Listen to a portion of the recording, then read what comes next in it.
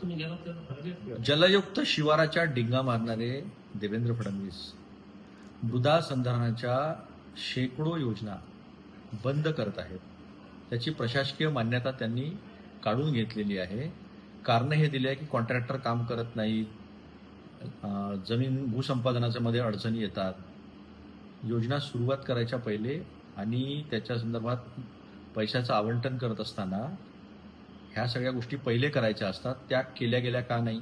आणि आतापर्यंत जेवढा पैसा लागला तो या महाराष्ट्रातल्या ज्यांनी कर दिलेले आहे त्या जनतेच्या करातून केलेला आहे.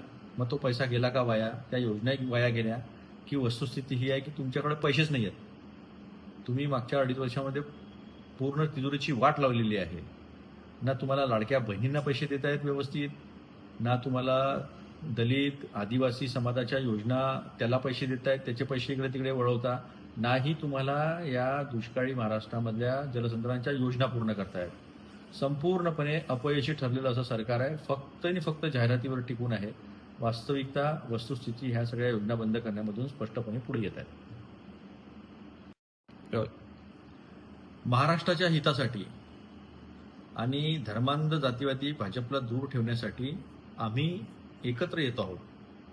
अशा पद्धतीची चर्चा ही दोन्ही मनसेकडनं आणि उद्धव बाळासाहेब ठाकरे यांच्या शिवसेनेकडनं ह्या गोष्टी येत आहेत. यासाठी हे लोक एकत्र येत असतील तर त्यांचं खूप स्वागत आहे.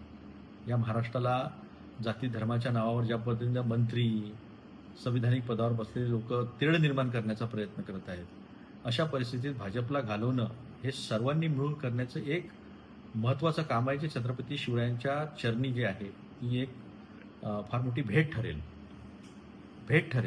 जो छत्रपती शिवाजी महाराज शिवशाहू फुले आंबेडकरांचा विचार आहे तो विचार रोज पायदळी तुडला जात आहे आणि हा विचार वाचवण्यासाठी जर एकत्र येत असेल तर काँग्रेस त्याचं स्वागत करेल.